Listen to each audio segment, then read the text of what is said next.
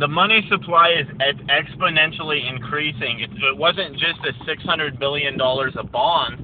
It was the $1 trillion they bought last year, too. Another $600 billion now. They're going to keep adding to it. And understand how money works. Every time that money, it creates more money in circulation. Every time the money changes hands, what do people do when they receive money? They deposit it into their bank account.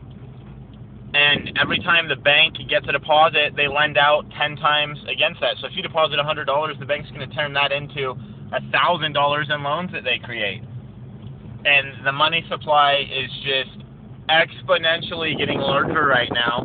We're going to see a breaking point, and that breaking point, ladies and gentlemen, is going to be defined as hyperinflation.